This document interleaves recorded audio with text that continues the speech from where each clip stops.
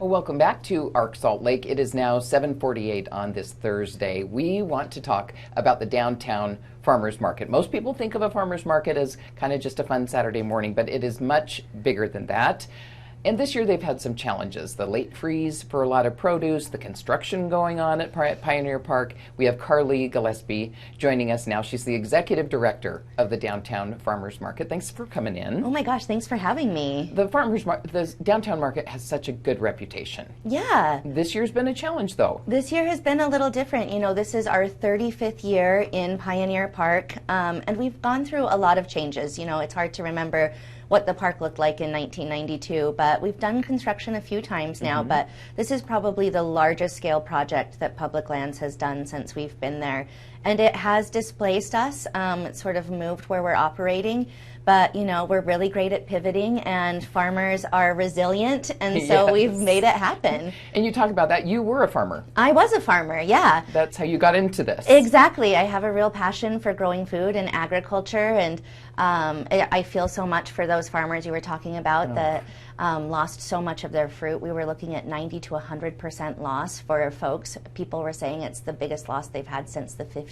It was mainly what, peaches? And tree fruit, so apples. So I think a lot of them are finding some stuff out there. You know, when they were looking in April and May, it was looking pretty devastating, but we're hearing from some people that they're, you know, maybe they'll be bringing 1% of what they would have had last year, but we're excited to still have a little taste of that. You know, I can't live without my apples. You changed the rules a little bit because it used to be it had to be Utah produce, and now you're letting them bring in. So we are not allowing any reselling. We do have a couple of vendors that come from outside the state. So our rules are everything has to be grown by the producer within 250 miles of Pioneer Park. So we do have a Palisade peach grower.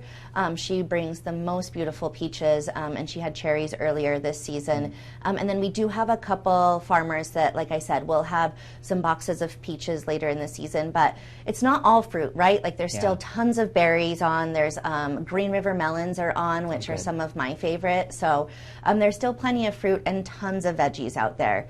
And it's been a hard season for our vegetable farmers too, with the drought and the heat. And because we had such a mild winter, bugs didn't die off the way they're supposed to. So it's a challenging year for all of our farmers. So I'm just encouraging everyone to come down and support our farmers when they need the support the most. When we hear it's about half the area, so you're kind of crammed in there for the farmer because of the construction, but it's all going to be better when it's finished, right? Absolutely. We're so excited about the changes, and it feels a little more cramped. I like to say it feels like really energetic, right? Cozy. Cozy, for sure. And it turns out the south side of the park is much shadier, and so on these hotter days, it's been really lovely for our farmers and for our staff to be in the shade on the south side of the park. And so if you remember how the layout was, it was like the entire perimeter of the park. And now we're sort of pushed to the south side and the perimeter of 3rd West and 4th West, and then we've been shutting down 400 West during market hours for our food trucks. Okay, food trucks and everything there, kind of encircling it instead of being all in the park. Yes. Exactly. And but there's shade. I know my daughter goes to the farmers market every Saturday morning. And trying to not just to beat the crowds, but to get the cooler temperatures. Exactly. And I always love to get there as early as possible, especially for those things that are in high demand right now. Like if you want to get peaches, get there early. And then, like you said, it's so much nicer in the morning, and the crowds are less. And it's not just produce. There are a lot of local vendors. Yeah. So we have all sorts of vendors. So we have prepared and packaged food. So you think hot sauce, salsas, baked goods, and then we have hot food vendors as well. And we have some really exciting food on the food fairway this year. And then we have artisans, so arts and crafts vendors, and we have over 100 of those this year. So we have managed to squeeze about 300 vendors into that very small footprint. But it's been great. How hard is it for you to organize all of this into these little tiny sections and making sure everybody's happy? I have to tell you, we have the most amazing operations team. How hard it is for me? So easy, because we have the best people. But it has been a real like Tetris situation, and there have been changes throughout the year as we sort of have navigated what areas have good traffic and what areas don't, and how to sort of curate the placement of vendors. Like, you don't want all your salsa vendors right next to each other. So they spent about 6 months arranging it, and then we spent the last 3 months sort of finessing things and making it work. And it's incredible. I mean, the operations that happen every morning starting at 6 a.m. is such an insane thing to watch. Well, and I imagine as executive director, you've seen other markets. Yes. You've traveled around to see how they work, how they don't work. Yes. Exactly. And I would say, I think in Salt Lake we take for granted how incredible the downtown farmers market is, and obviously a little biased here, but the scale of the market, we're one of the largest markets in the country, and we have some of the highest standards of farmers markets across the country.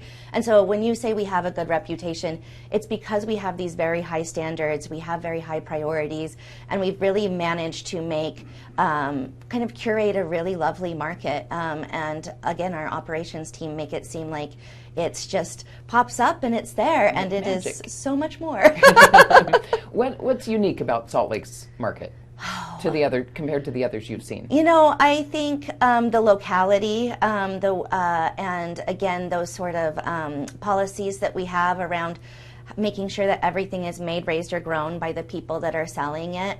Some markets, a lot of markets locally, because they can't get the type of vendors they need, can allow reselling or are a little more flexible. And us focusing on a producer market that is all local just sort of sets us apart from everybody else. Okay, and you were a local vendor before. I was a local vendor before. My farm was less than 2 miles away from the farmers market.